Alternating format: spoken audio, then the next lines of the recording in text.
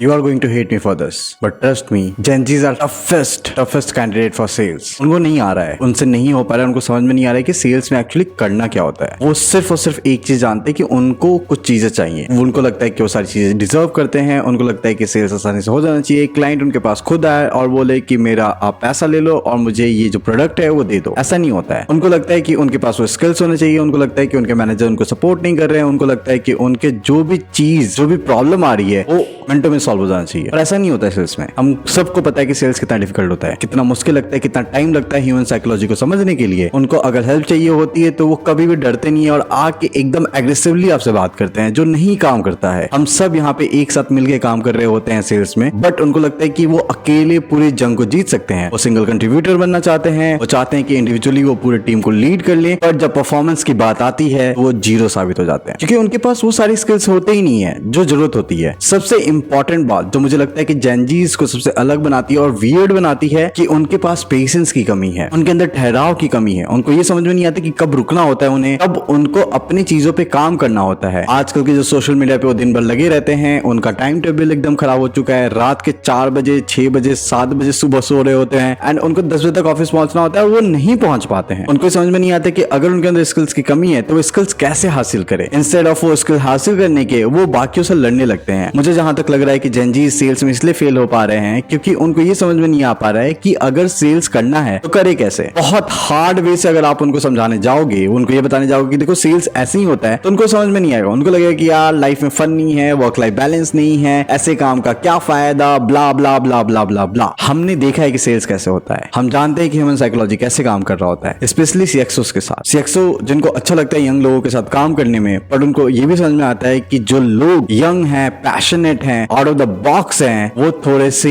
अलग तरीके से जीते हैं। बट इसका ये मतलब नहीं है कि आप लोगों के टाइम का कदर ना करें, आप लोगों के बातों का कदर ना करें, एंड मोस्ट इंपॉर्टेंटली आप जो सेल्स करने जा रहे हैं उसके बारे में आपको पता ना हो। देखो हर चीज खराब नहीं है जेन ज़ी में। उनकी सीखने का तरीका, उनका जो टेक्नोलॉजी फ्रेंडलीनेस है वो बहुत इंपॉर्टेंट हो जाता है, बट समटाइम्स वो इस चीज की वजह से ही पीछे रह जाते हैं। उनको लगता है कि ये जो चीजें हैं जो मुझे ज्यादा पता है, ये जो टेक है जिसके साथ मैं ज्यादा ऑब्वियसली अच्छे से काम कर पा रहा हूँ, वही उनको पीछे रोक देता है, क्योंकि वो प्रोक्रास्टिनेशन करने लगते हैं। उनको लगता है कि आज नहीं कल कर लेंगे, कल नहीं परसों कर लेंगे, और धीरे धीरे टाइम निकलता जाता है और जो आगे निकल सकता था वो पीछे रह जाता है। मैंने हाल फिलहाल में बहुत सारे जेन ज़ीज़ को कोशिश किया सिखाने का कि सेल्स कैसे होता है, बट सबके साथ एक ही प्रॉब्लम समझ में आई मुझे, वो है डेडिकेशन। देखो मोटिवेशन बहुत है इनके अंदर, ये सारे मोटिवेटेड हैं, ये सारे के सारे कुछ बड़ा करना चाहते हैं, बट प्रॉब्लम है डिसिप्लिन का, प्रॉब्लम है डेडिकेशन का। आप एक ऐसे चीज पे काम करो जिसके लिए आप डेडिकेटेड हो। आपका सैटरडे संडे ऐसा ना हो कि आप लैपटॉप ही नहीं खोल रहे हो, आप लिंक्डइन ही नहीं खोल रहे हो, आप लोगों के बारे में पढ़ नहीं रहे हो, आप न्यूज नहीं पढ़ रहे हैं। मेरी कम्युनिटी में 750 लोग हैं और जितने भी लोग एक्टिव हैं वो वही लोग हैं जिनके पास ऑलरेडी 3-4 साल का एक्सपीरियंस हो चुका है या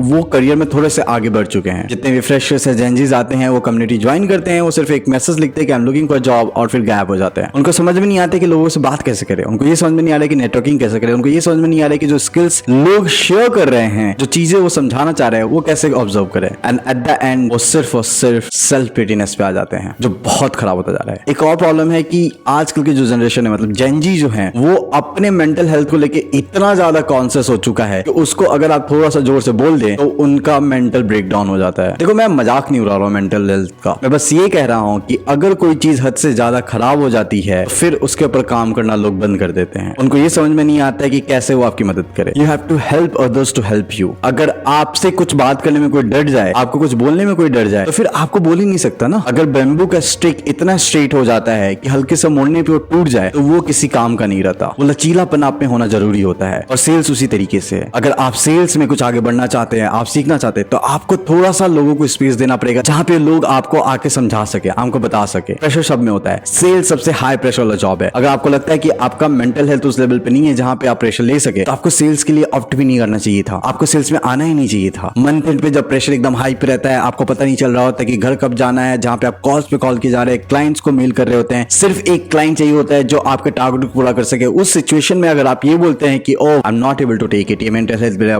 परेशान कर रहा है, मुझे नहीं समझ में आ रहा है, मैं होना चाहता हूं, तो फिर कैसे आप आगे बढ़ोगे सेल्स में। आप जो टेक कंपनी में काम कर रहे हो उसके फाउंडर्स, इन्वेस्टर्स सारे के सारे सेल्स पे लगे होते हैं। जो ऑपरेशन टीम होती है वो सेल्स पे डिपेंडेंट होती है, जो टेक टीम होती है वो सेल्स पे डिपेंडेंट होती है। सारी की सारी सैलरी ब्रेक डाउन होकर सेल्स पे आ जाती है। मैंने अपने टीम से कुछ लोगों से पूछा कि कौन से ऐसे लोग हैं जिनके परफॉर्मेंस आपको साफ साफ दिखता है, सबका एक ही जवाब था, सेल्स का, क्योंकि वो सबसे इजी है मेजर करना। आप सेल्स में हो और आपके लिए सिर्फ और सिर्फ एक चीज मैट्रिक्स है, वो है नंबर्स लाना, और उस नंबर्स लाने के लिए आपको प्रेशर झेलना पड़ेगा। तो भले ही आप मुझे अनसब्सक्राइब कर दो, भले ही आप मुझे फॉलो ना करो, भले ही आप कमेंट सेक्शन में 2-4 गालियां दे दो, पर मुझे लगता है कि Gen Zs are not made for sales. शायद मैं ओपिनियन चेंज कर लूं, पर मुझे अब तक जो दिख रहा है वो सही लग रहा है। तो अगर आप फ्रेशर हो और जेनजी हो और आपको सेल्स में करियर बनाना है तो 2-4 चीजें जरूर कर लेना। पहला, ओपननेस इंपॉर्टेंट है आपके अंदर। आप ओपन रहो लोगों की क्रिटिसिज्म लेने के लिए, आप ओपन रहो सीखने के लिए, आप ओपन रहो उन चीजों पे काम करने के लिए जो आपके अंदर नहीं है। दूसरा, don't do the self pity. आप नहीं इतने लाचार हो, आप बहुत ही अच्छे जनरेशन में हो, बहुत सारी चीजें आपको बहुत आसानी से मिल जा रही है, बहुत सुविधाएं आपको मिल रही है, तो आप प्लीज अपने आप को हारा हुआ, सबसे खराब, सबसे ज्यादा ही बुरा और सबसे ज्यादा ही मेंटली हैरास्ड मत फील करो। तीसरा, जो सबसे इंपॉर्टेंट चीज है वो है आपका डेडिकेशन और आपका डिसिप्लिन। देखो, मोटिवेशन आएगा और जाएगा, बट आपका डेडिकेशन इंपॉर्टेंट होना चाहिए। आप डेडिकेटेड रहो, आप हमेशा रेडी रहो अपने